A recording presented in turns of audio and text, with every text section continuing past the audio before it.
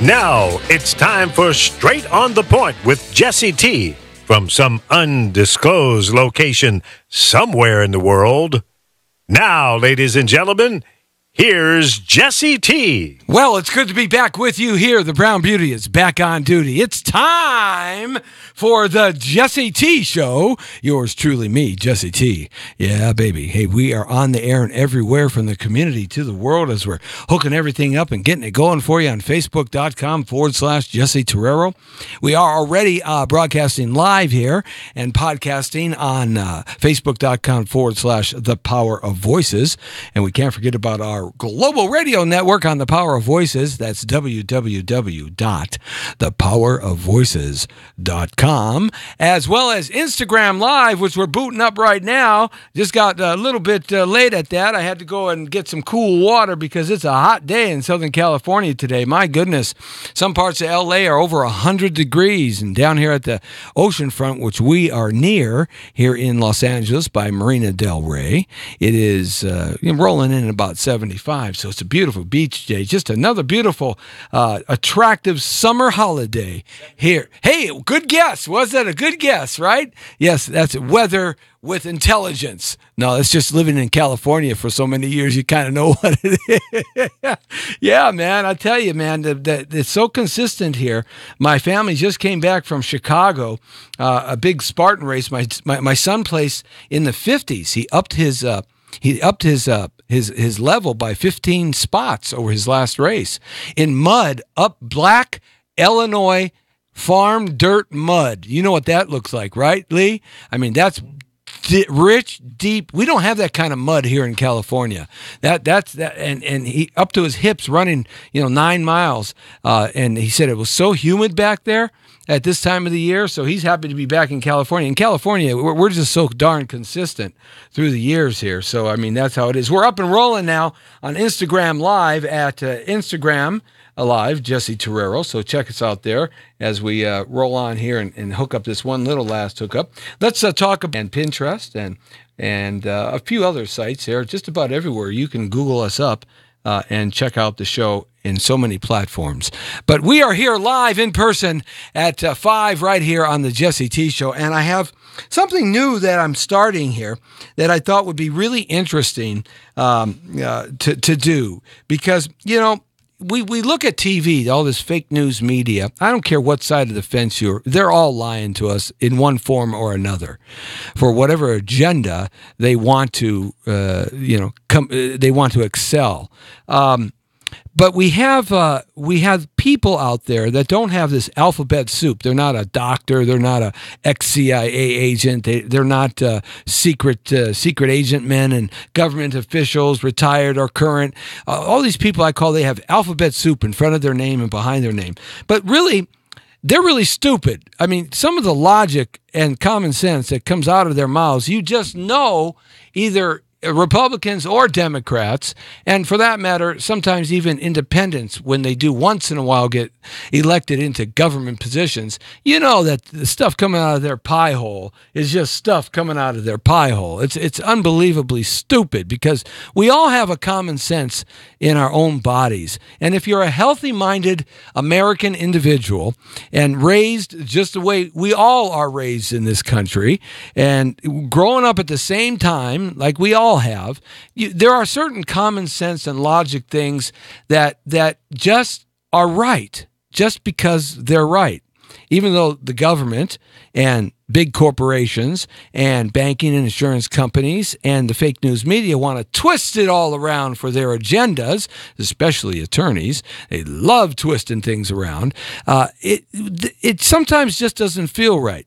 So I've always said the smart people in America are the people that go to work every day, that are professionals or they have a trade.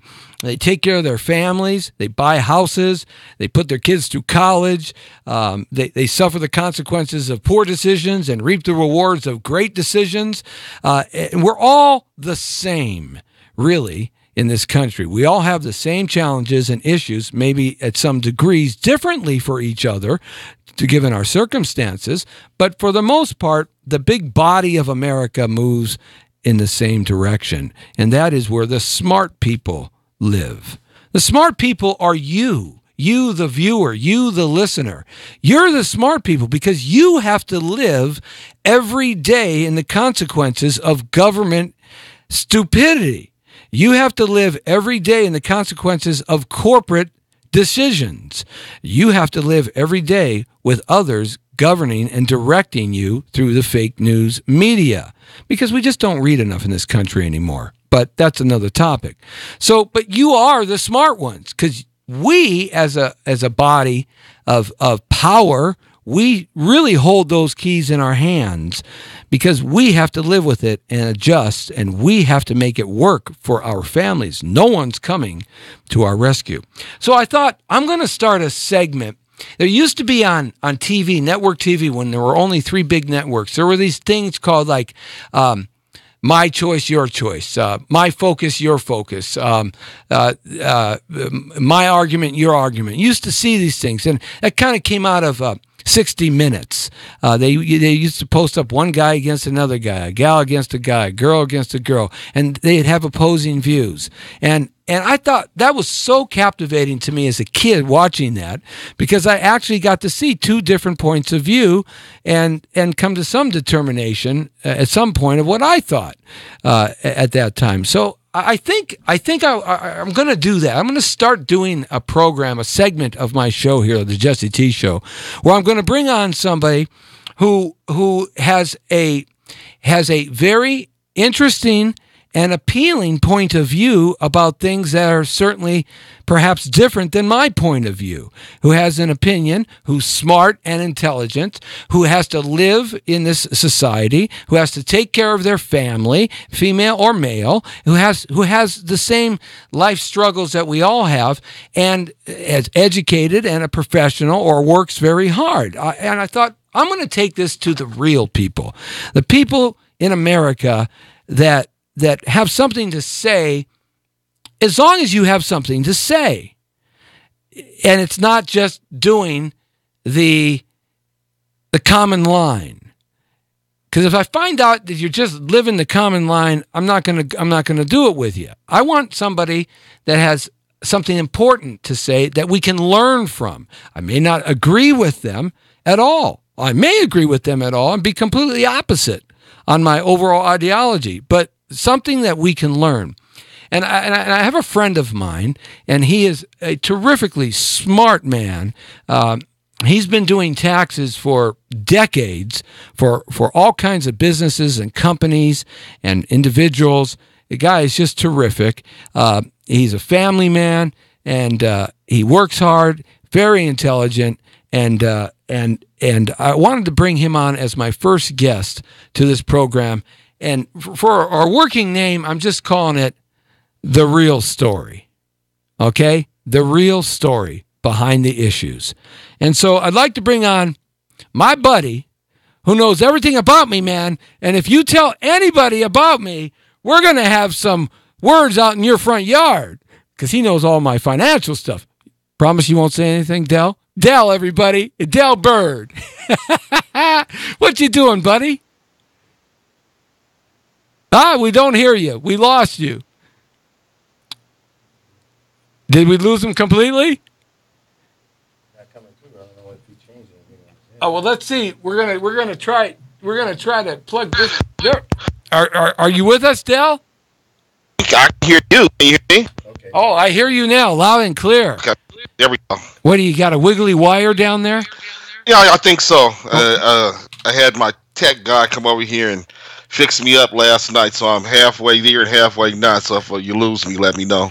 Del Bird, everybody, terrific businessman. As I said, been doing taxes. He understands so many great things. He has a different point of view about a lot of things. We agree on some things, and we've had over the years great conversations between us, and I thought he would be the perfect guest for The Real Story. Because really, Del, it's the people of the nation that have to live with whatever decisions our corporations and our government apply. And we have to survive and adjust. And it's the people that really have the smarts and understanding. I've come to really believe that because everybody seems to have an agenda today. You know what I mean? That's exactly the point. A lot of times when you're talking to the talking heads or the people in Washington, their thing is based on theory. It's not based on real life, which you Right. have to do real life. So if you base your thing on theory, you're going to get a bad answer every time. Right. So yeah, you're exactly right. Yeah, it's one thing to get on TV or on radio or a talk show that is appealing to your self-interests, like Fox, like CNN, like MSNBC, like certain radio station talk shows, whether they're lefties or righties. It's appealing for those people that speak the same language to speak the same language. And unfortunately, in our country today, the dissenting or the opposite of whatever that appeal is always ends up in a shouting match when these two individuals or these two entities touch each other. And it never used to be like that, at least in my adult recollection of my adult life. There used to be more of a discussion rather than a name-throwing like they did with the Red Barn when Sarah Sanders was there. They ended up throwing rabbit poop and chicken poop at the Red Barn, the people that were out there yelling and screaming at her. And, why has it become like that, Del? Why have we got to the point that all we seem to be able to do as people is argue like that? I think you hit it right on the nose there. It used to be as individuals, we would have conversations about different topics, whether you agree with somebody or disagree with them, doesn't really matter. But we've become so polarized in the last, couple of decades for whatever reason that anytime something happens, there's a problem. Each group just runs to their corner. So all they're talking to is themselves. It's an echo chamber. And when they have to talk to the other side, all they do is scream at the other side. They're not hearing what they have to say. So you'll never be able to see the other person's perspective. People are not the same. Your life, the way that you live, is not going to be the same life that somebody else lives. So your perspectives are different, which means the way that you approach life is going to be different. There's nothing wrong with that. That's what makes America. Diversity is what makes America. But there's a level of respect that everybody should have for just the basic institutions and the basic conversations and ideas that somebody else might have. Exactly. And now you and I, over the years, we end up on opposite sides of an idea a lot of times. And our conversations aren't like church conversations. They get a little rambunctious and a little outrageous, but we always end up leaving as friends and learning a little something from each other. And exactly. We've lost that in this country.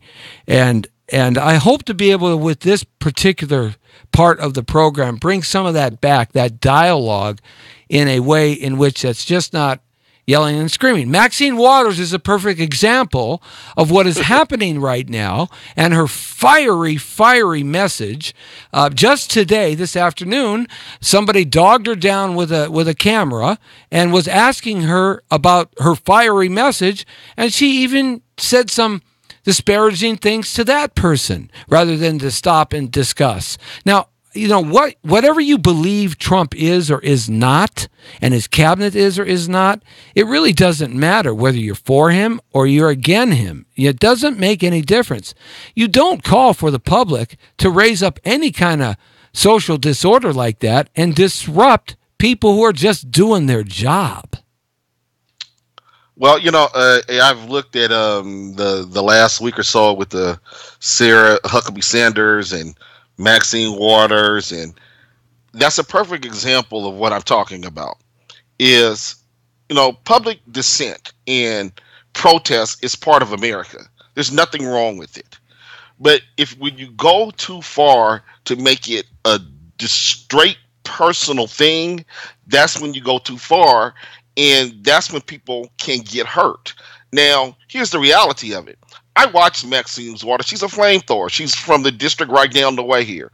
She's a flamethrower. She feels very upset about some of the things that are directed towards minorities from this administration since the beginning. And I tend to agree with her with some of the things that, that are not cool with this president is how this president is getting down towards minorities. But I don't agree with her tactics. I don't agree with the way that she thinks that she's going to handle this.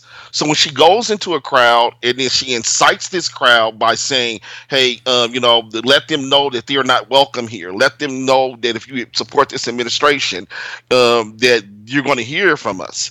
Okay, there's a way to make those people like Sarah B. Huckabee Sanders understand that. But when you are actively trying to find her in a restaurant and then yelling and screaming at her, the next possible thing that can happen is something that we might not want, a tragedy. So there's a way that you can do it, and there's a way that you cannot do it. And Miss Maxine Waters, even though what she said was technically correct, you can't do it as in that volume, in that excitement volume, in that anger volume. The argument is that, well, Donald Trump tweets out the most hellacious tweets and calls people names and bullies people like that. Right. But Donald Trump doesn't call out people to go and interrupt somebody's dinner, go to their house and stand out on the sidewalk with bullhorns, dog somebody, hunt somebody down. He's not eliciting that. She is. And that's where the problem for me goes wrong. Hey, you can say what you want to say. That's fine.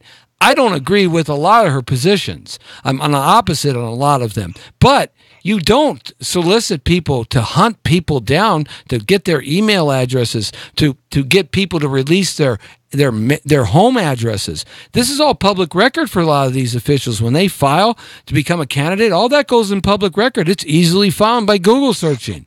I can't hide from anybody. I've been in the media so long in my life. People can find me if they really want to find me. So, you don't hunt people down. And that's the main difference. And that's the problem I have with Maxine Waters. She takes it too far. Yeah. But on the other end, though, Jesse, what you have to understand is that for every action, there's a reaction. So when you're the president of the United States of America and you make these personal battles on Twitter or any of the other feeds that he uses, then you're waiting for a bad reaction. If you believe that you're the president, if you know that you're the president of the United States of America, and then you're coming out and calling people son of a bitches and he hasn't calling said them that. names or however you want to say it, what do you expect the next person to do? They're going to at least do what you're doing. And when you ratchet it up and you ratchet it up and you ratchet it up is when you start getting problems. It doesn't fix anything.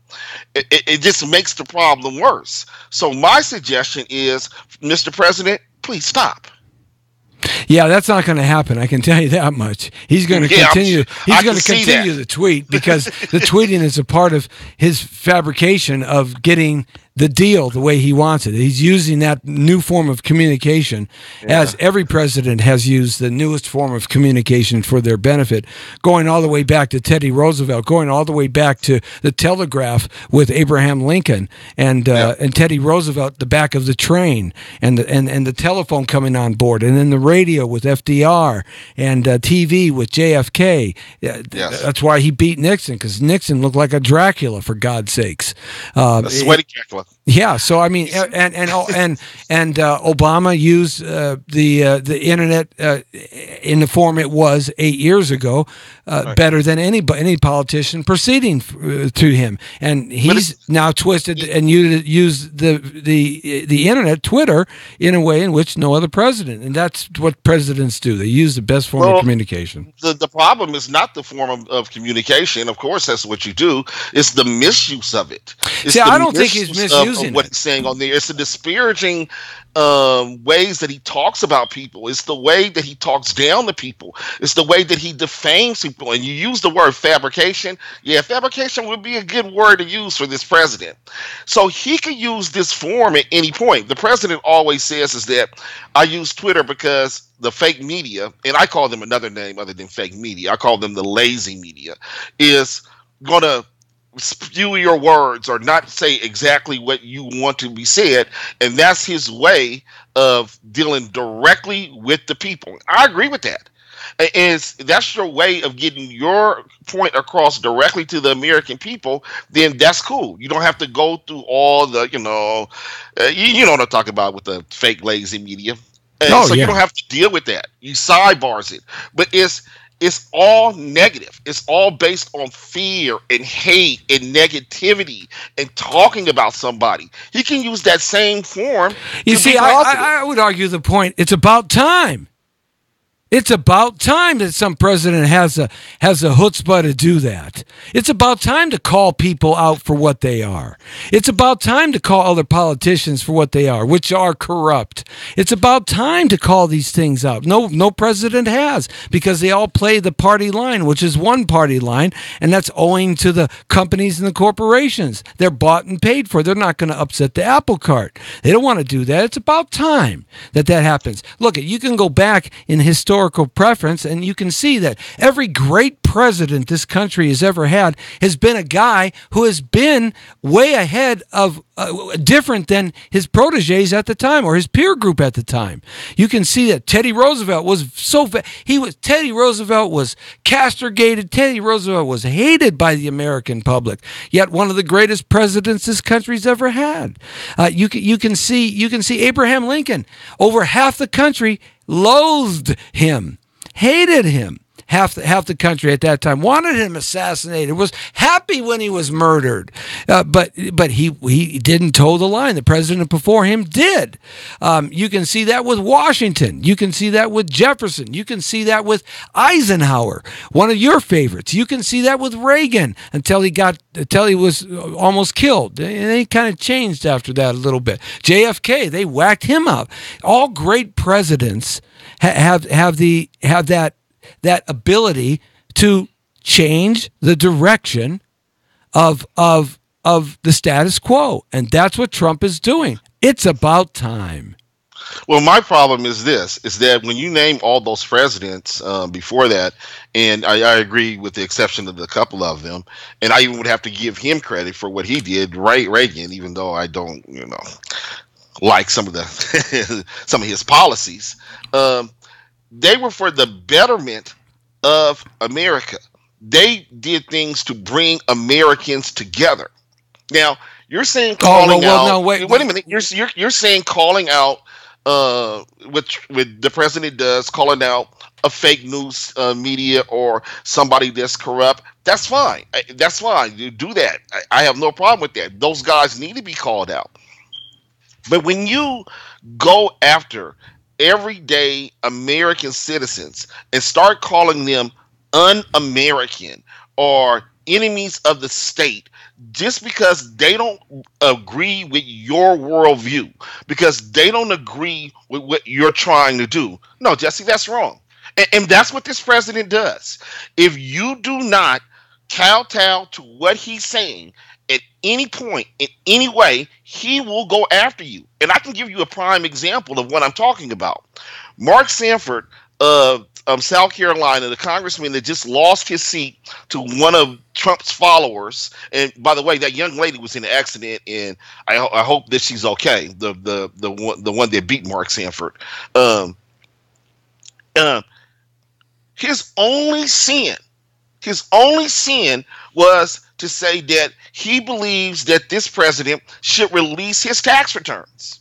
He's voted every time for what this president has wanted. He's kowtowed right down the line, right down the Republican line or the Trump line. But because he had the audacity to say, I believe that this president should show his tax returns, this president went after him. And he didn't go after him in a political way. He went after him in a personal way. Calling him weak and slow, and that's my problem with this president. He goes after you in personal ways, and you don't have to do that. It's below the office that he sits in. Well, I argue just one part of that with you in terms of the office he sits in. Every time, every decade, every 25, 50, 100 years, the office changes. It changes with the times of the day. And the times of the day, he's reflective of what is happening out there, that was happening out there before he was even elected. This has been a trend, the attacking of people on people in this country for a good 25 or 30 years. Right. And there's a lot of reasons as to why that breakdown of communication between people has happened. And it's awful as you may think that is. Look at Obama had his way of creating this mass hatred, this social breakdown as well. But the point is, that's water under the bridge now. So did the Bushes, and so did Clinton in that respect. So this has been a long time coming. Unfortunately, this president, for him, has been the catcher of a lot of crap that has been brewing for 50 years. And he happens to be the one that has to deal with a lot of this stuff that's dropped in his lap day one. So in that respect. Now, this big shooting that's going on, that went on here in Pennsylvania, or Annapolis. My daughter was going to go. She had a scholarship to the Naval Academy in Annapolis to play soccer a long time ago. But she decided to go someplace else. So I remember we went back there to Annapolis in this county. This shooter walks in. He's a white male, somewhere between the ages of 20 to 39. I know that before the show started. There's probably more information that's come out right now. With looks like a pistol and several magazines. It doesn't look like he had a rifle. He walks in and he starts shooting. Did he have a rifle? Yeah. He did. The last report I got was a pistol. He had some sort of long gun. He walks into the newspaper that has been around for over 200 years, one of the country's first newspapers, who was against the Stamp Act. This newspaper was there right from the beginning. And he starts shooting up the place. There's no apparent reason at this point. There's no love interest vendetta. They fired him. There was no subscribership issue that they knew of, at least before I went on the air. They didn't even know who he was because he screwed up all his fingerprints on his fingers on purpose, so they couldn't get his fingerprints. But they got him through a face recognition on his cell phone, the retina scanning that like Apple is doing now, and even Android is. I'm never going to do that until I have to. And they got him that way, and the FBI were at his house when we went on the air. Now this guy, did he get his gun legally or illegally? He's a white male. Okay, he shot up. Was he crazy? Was he on drugs? What did he have a reason for doing this? We don't know this, but we do know the other facts that I mentioned. But the big anti-Second Amendment people are going to come crawling out, especially CNN and MSNBC, those yahoos. They're going to come crawling out and saying this is why we should have a repeal of the Second Amendment, or really a redevelopment of the Second Amendment for modern day issues. And I'm totally against that. In California, we have the toughest, most stringent gun laws than any other place in the United States of America. In fact, the things they call for nationwide when this happens, we're already doing here in terms of to get a legal firearm. So, but this is going to come out. So what say you on that, man, and the Second Amendment? Where do you stand on these types of issues that have plagued us for, God knows, 30 years?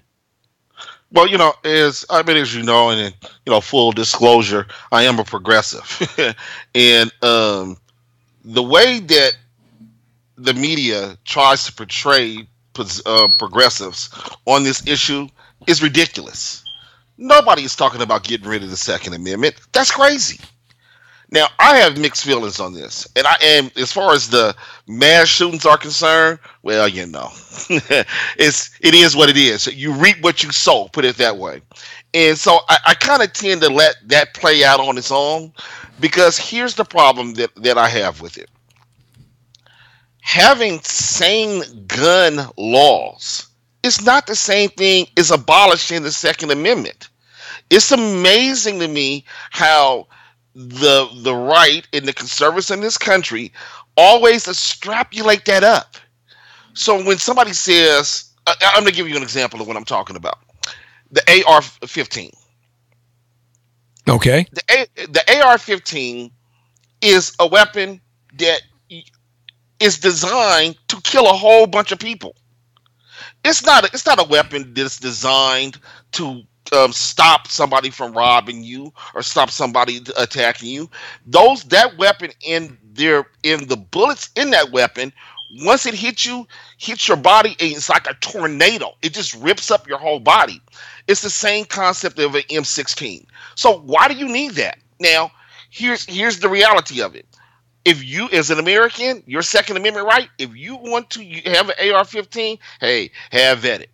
I'm a fifth generation black man. I believe if they would have let us have guns back in the day, you wouldn't have had the damn KKK. So I believe in the Second Amendment. But no 18-year-old should be able to buy the AR-15. That's just reasonable. Look, I don't disagree with you on that. 21 here is in California. You have to be 18 or older to own a firearm. Right. Across the nation, you have to be 18 or older. Some states, like I believe Texas, and some states you can be 16 and own a firearm. I think Wyoming is one of them, and I think Utah is another one. I'm not quite sure, but there are half a dozen states or so you can be 16. Raising the age bracket to 21. Hey, let's tie it just like to driving and drinking, and the cannabis stuff. 21 is the age bracket you got to be to buy these types of things. So yeah, no problem with that. But look at guns don't shoot themselves. People shoot themselves, and there's the problem. Ignorant people do that. That's fine. Ignorant or not ignorant, it takes a human being to pull the trigger. Okay, psychotic or not, it still takes a human being to aim that weapon, no matter what it is, and pull the trigger. Okay, they don't fire themselves. It just doesn't happen. So the issue is it's a people problem, and especially the reasons in this generation we are seeing so much of this gun violence is because how we have raised our children and how we have allowed these 20-something-year-olds, these 30-something-year-olds that are doing this kind of damage, how we have allowed society to raise them. Okay? With violent cartoons, violent games, violent profanity, violence in the house, violence in the streets, sexual perversity, all of these things that have added to this form of violence that they revert to because they don't understand the consequences of their actions. They're too young. And that's the real issue. It's a people problem. And then, well, where is the people? It's a parenting problem. Because if you as a parent, for the most part, good parents that have children that know weapons, those children don't go out shooting people up and killing things. They don't do it. These are just cases that come up that make for good media hype. But the point is, it's a parenting and people problem. And the Second Amendment, if you want to own an AR-15, which is a sporting rifle, that's what it is. It's based on the function of an M16, but it's a sporting rifle. And if you want to own one of those, or a 30-06 hunting rifle, or a Glock 21, a pistol that the police have, if you want to own a shotgun, whatever, that's fine. But that's the issue. So no matter what regulations you put into play, you're not going to stop people from being how they were raised. And that's the problem. That's why when we were kids, we didn't have these problems. People shooting up schools and stuff. That's one of the reasons. It's the raising of our children who are adults now, inheriting the world, are violent. Well, let me just add on two things to that. One is kind of, funny, and I guess a question for you, and then and another one is kind of serious. Where when I grew up, we did have those problems in the schools that I came from. Not mass shootings, of course, but gunplay was pretty prevalent there. Gunplay is still pretty prevalent in the inner cities, and it just amazes me that when we have shootings in places like Chicago or the inner city, and it's a black face behind it, there's no media there, there's no outcry. But as soon as it happens like it happens today, oh my God, it's an epidemic. And here's my problem with that, and this is a question to you. Me and my buddy, good buddy, 40 years I grew up with him, we always do this thing every time this happens.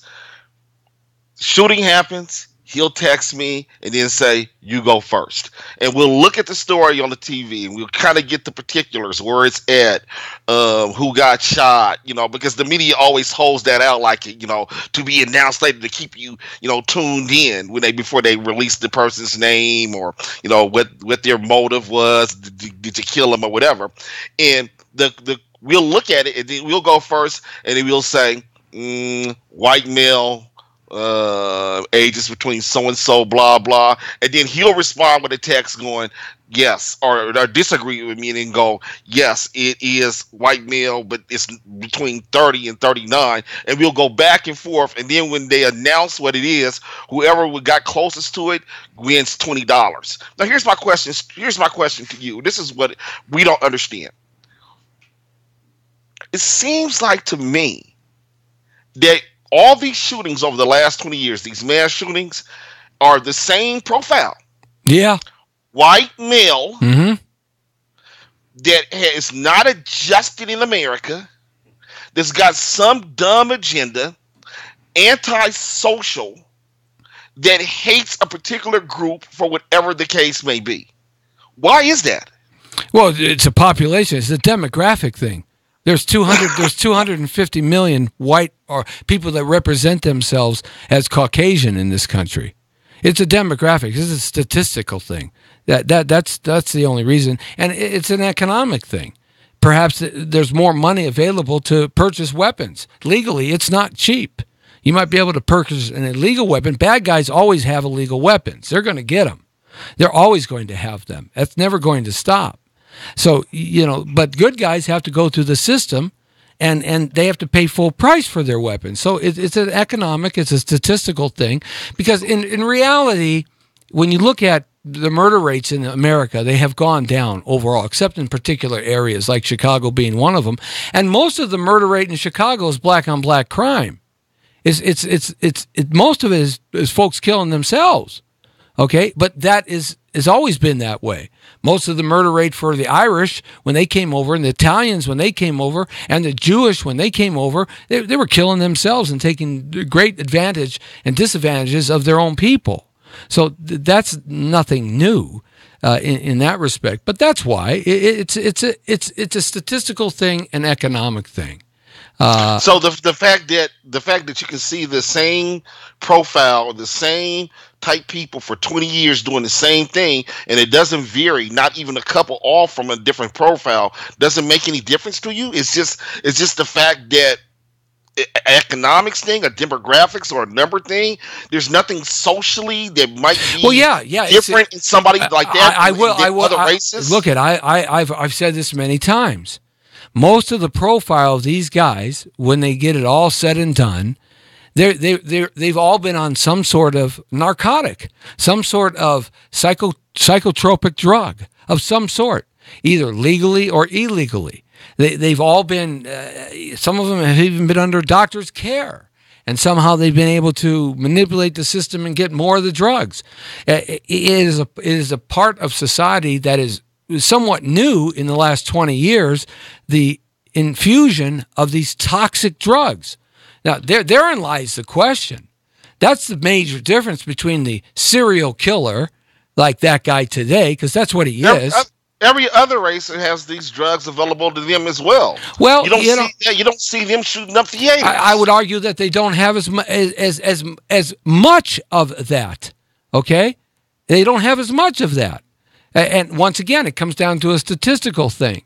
in terms of there's more population. It's sort of like this. Look at, you have 2 billion Catholics in the world, roughly, okay? And you got 1 billion and change, 1,900,000 people of the Islamic faith in the world. The Catholic Church is very concerned about this because in population, if you have a country that produces within its current population less than 2.25 babies per family, and you have a cultural change in that country from an outside group coming in that produces 5.8 or 8.5 babies per family, in less than 30 years, you're going to have a demographic change which will ultimately change the way the country is and the social order and culture of the country. And the Catholic Church is really concerned about this. Really concerned about this because Islamic people of that faith are making more babies than generally many of the Catholics, certainly here in America. And so that's just a prime example of how things shift over math and statistics. So it's a statistical thing. There are crazy people that are black. There are crazy people that MS-13. We got this crazy son of a bitch that's out there that just got popped in Lancaster. He's an illegal immigrant. That's why we should have the 50-foot wall. I think he's an illegal immigrant from Guatemala. That means Mexico allowed him to traverse their whole country with a whole bunch of other ones. He comes into America illegally. He knocks up some broad. They have a baby. 10 years he's been here. The baby's been abused. It's already been at social workers. The baby says to a social worker at 10 years old, who's a little boy now, he says, I like boys. The social worker makes documentation of that. The dad finds out, and in MS-13, everybody knows this, they are not akin to LGBTQ ideology. They do not like gay people. In Guatemala, if any of their members in prison are found gay, they chop their heads off and their arms off. They do hellacious things to them. Okay? So, could the father, who is an MS-13 known gang member, illegally in this country, find that information out and kill his son and abuse his son? Well, that seems the way that the picture's going. So I mean, look at these guys are euphoric with all kinds of toxins in their body. Not just marijuana or cannabis. MS-13 is one of the biggest contributors to the trafficking of humans and drugs in the world. So I mean, look at I in answering your question, I don't believe that it's just because you got a bunch of crazy that black people, brown people, or Asian people, the biggest demographics in our country today, and Caucasian people being the largest, but dwindling fast. I don't believe it's a matter of your ethnicity. I just believe it's a matter of numbers. But unfortunately, the bottom line is the Second Amendment is going to be attacked again because of this issue in that respect. I mean, yeah, well, the Second Amendment is not the problem. I laugh at either side, especially my side, when they do get a little bit hysterical about it, and then you have some far left people that would like to see the Second Amendment go away. But the vast majority of Americans, including progressives, support the Second Amendment, and that's real. So when you make it hyperbolic like that, where there's some things that could be changed to make it a little bit safer, nothing gets done. But like I said, before, is to me, this is generally one that, as black folks, we stay out of. Let's just put it that way. And I know for a fact that in Civics 101A tells me that it'd be harder to get rid of all white people in America or all black people in America before you can get rid of the Second Amendment. It would never happen. You got to look at civics. It would never happen. First you have to have 3/4 of all states ratify this. Yeah. Then it has to go to the Supreme Court and get overturned. It's not really overturned. And then the Congress would have to pass that into law. It would never happen. Imagine 3/4 of this Congress agreeing to anything. It could be Wednesday, and half of them would say, "No, it's not." Yeah, with this Congress and the Senate is even worse. This immigration bill that was supposed to be a bipartisan bill in Congress. Okay, one of the three bills that I think have failed now. They just failed in another vote, and so they did the second bill was a bipartisan bill sent to Congress that Democrats and Republicans both agreed to in some form and brought it to the floor, and then it failed. So the Congress will probably pass something. The Senate, though, once it gets to the Senate, forget it. They don't have the power to do anything. They're just going to filibuster everybody into oblivion. Actually, it's the other way around. No, the Senate. Actually, it's the other way around. The Senate is the problem. The Senate is the problem, not Congress. Congress will come to some sort of. They'll come to an agreement. Well, here's some fun facts. Or the House. In 2013, there was a very good bipartisan universal immigration bill that happened. It was tough on the border. It had big funding, more funding than this bill that just was denied had in there, but it had protection for the DACA folks for a path to citizenship, and that's the problem. And then it's not the problem because wait a minute. It's not the problem because Trump said, yeah, okay, we'll give you a path. He acquiesced to that away from his base for the 11 million people to have a path to citizenship. And they're pissed off at him over that. That's why he's on the road doing these rallies because of that, because his next big agenda for him is going to be this wall and the immigration thing. That's going to be the next big agenda for him. It's what Mr. Trump says, and then is different a little bit from what he does. Yeah, but it's a fake news media projecting what he says and not really projecting what he's doing.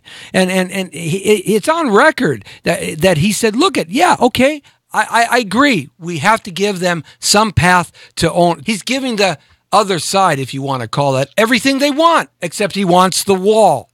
That's the difference. Well, and here's the thing, because that's funny. See, this is why you have to have these conversations, because what you just said there is incorrect.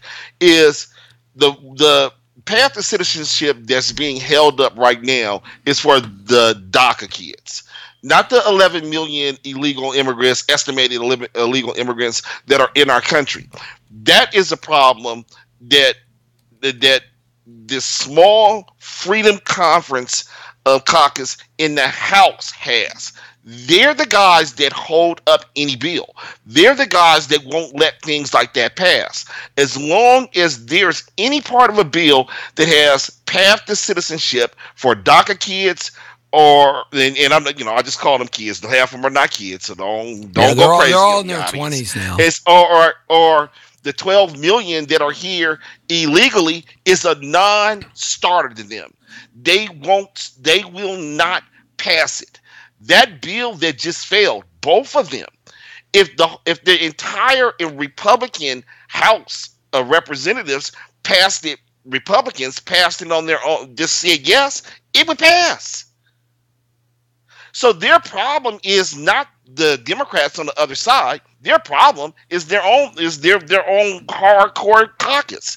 The problem with this whole immigration thing is there is some hardcore people in this country that do not want to see people that have been in this country all their lives have a path to citizenship. And if you look at that 2013 bill that the Senate passed it. Paul Ryan, but the Boehner before him. Right. He did. Yeah, he didn't have the courage to put it on the floor. Yeah. He didn't even put it on the floor because it would have passed. And if you go back and look at that bill, the Congress and the senators are just cowards. If you go back and look at that bill, that 2013 bill of comprehensive immigration, go to usgov.com Senate and go read that bill. That bill is way better than any bill that's here, and especially for border security. It's way except better. for the wall. You can't have border security without the wall. You can use that money any way that you want to use it. You can't. You have the primary function. That bill does not specify that there's going to build a wall, and you have to have a wall. Plus all the other high tech stuff, the drones, the increased border patrol, the guys on horses and in 4x4s, and Yes. and the working with the Mexican corrupt government who makes a tremendous a lot of money coming with these immigrants coming out of Guatemala. Any other federal agent that does their job down there, they make 75% of what another agent that does the same job that does there. Maybe start by raising that, and not just raising that, increasing it to be more than what a regular agent is. I totally agree with that. Wait a minute. How about giving those agents' families some incentive to move to those areas because their spouse is away for months at a time in no man's land? Yeah, I agree with that. I agree with that. Talking about the wall is no man's land. But you got to build the wall. You keep saying that. You know, you sound got like to build the wall. You got to build the wall because the wall is a symbol. It's a symbol that says you can't come in here illegally. Stop. Hey, look what they did in Israel. They built a wall, and instantly the bus bombings, the cafe bombings by the Hezbollah, and all that instantly stopped. They don't have that anymore. Okay. Yeah. They stopped the temporary problem, but they created another bigger problem that's going to eat their asses up in about 20 years. You gotta keep the bad guys out, right. and having a barrier, a physical barrier, plus all the other things you mentioned and that we discussed. Absolutely, I agree with that. But when they start chanting "build the wall" with this coat following talking about build that wall. We all sit back and I'm gonna tell you what we do. You want a different perspective? Let me tell you a different perspective. Is when we hear them build the wall. It's so funny because they only know two sentences. It's like the roof is on fire. Well, yeah, of course, man, because the American public has been dumbed down over 50 years. The president can just go out there and say, yes. The roof is on fire. Put your hands in the air. Wave them like you just don't care. Right. So when we see when he goes to these rallies, his crowd starts going. We are a slogan-based society, man. Branding. We start going the roof. The roof is on fire. Right? We're branding society now. We're slogan based, man. The advertisers in New York or wherever they're at now, they finally got us, man. That's right. Yeah, Coke, right? I'm a pepper, you're a pepper, we're all Dr. Pepper, right? McDonald's is the place to be. They're making burgers for you and me. Remember that song? Right. But my point being, it's a simplest way to think of a complex problem. So when I say it, like I always say to you, it's like build the wall, and I always go, which wall are you talking about? Are you talking about the wall that Mexico was supposed to pay for? That wall? They're going to pay for it one way or the other. Are you talking about the wall that's already up there that is not? It's not the greatest wall in the world, but it's easier to repair that wall and update it with new technology. No, that wall's falling apart, man. You can't repair a falling apart wall, man. I got fences around property that I've had to tear down the fences because adding to the existing fence just makes it weaker. No, you got to build a higher wall. And then wait a minute. There's an argument that says, well, if they build the wall, you see these things on Facebook and Instagram. Well, if they build the wall, then they have a bigger 4x4 that goes over the 30-foot wall, right? Right, or taller ladders, right? Well, then build the wall 100 feet high. I don't care. Right. Well, but here's the thing: the wall itself, and we laugh at this because I'm for building the wall. Trust me, I'm telling you. It's way more cost efficient. Trust me on this. Way more cost efficient to repair what's already up there from the 2003 Borders Control Act. But the wall itself is not the problem. It's only $25 billion, man. For the Rio Grande. It's only $25 billion. That's all it is. When the U.S. budget, they waste more money in the military with golden toilets and expensive nuts and bolts. They waste $25 billion. $1 trillion under Rumsfeld disappears after the bombing of the trade towers. That whole story goes completely to oblivion. Where did that money go? In the 2003 Borders Control Act that started the whole wall situation or separation structure there, they allocated $40 billion for it. Well, that was for $40 billion, and it turned out that before. Yeah, well, that's 2003, man. This is 2018. For the wall itself is $25 billion. Things are more expensive. Jesus, I go to Dunkin' Donuts and I buy a goddamn jelly donut, man. It's like $2.25 now. I thought you would say it's $25 billion. That would have been funny. But the thing is that I just wanted everybody to get this straight, because I think I represent a lot of what progressives already think, and we live in Cali, so nobody understands it more like people that live in Cali. Oh God, I understand it. Or Texas. So I don't need somebody in North Carolina trying to tell me about what the hell is going on down there. You're clueless. You're looking at Fox News. They're showing you millions of people coming through here, and it's a damn lie. But my thing is this: nobody is against us border security. That's ridiculous. We want strong border security. What we're saying is that there's a more effective way of doing it. The wall is just a metaphor to make and I'm just going to put it out there, white America feel safe. But it doesn't matter if you feel safe if you ain't safe. Well, wait a minute. Are you saying that Latino Americans or Hispanic Americans and Asian Americans and Black Americans don't have a right to feel safe too? No, but we. Why do you target white Americans? You put it out there. Why do you target white Americans? Because we're not the ones hollering, build the fucking wall. Yeah, you are. There's a whole bunch of black men and women in America that want the wall built. No. Yes. Let me explain this again. Is we are for real border security. We are for, and I can give you a list of things that we need, and building a wall diverts what actually is needed to have security. Okay, well, get to your point, because we're running out of time. Okay, we don't want the image of safety. We want actual safety. Okay, and building the wall is not it. Well, in your own discussion, you argue against yourself, because I'm going to tell you. Listen to me, Del. I'm going to teach you something here. Okay. All right. Just listen to Papa T here. All right.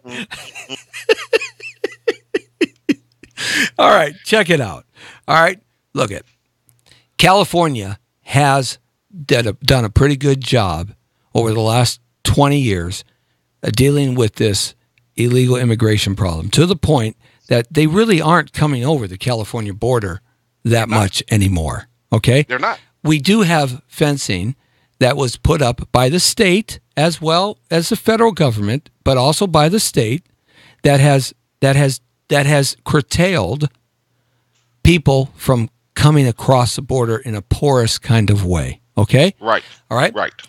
In places like Arizona and New Mexico and Texas, there are hundreds and hundreds of miles without anything. The Rio Grande River being the biggest stretch where there's nothing, where half of the Rio Grande River is Mexico and half the Rio Grande River is America. Okay? You're not going to build a wall in the middle of a freaking river.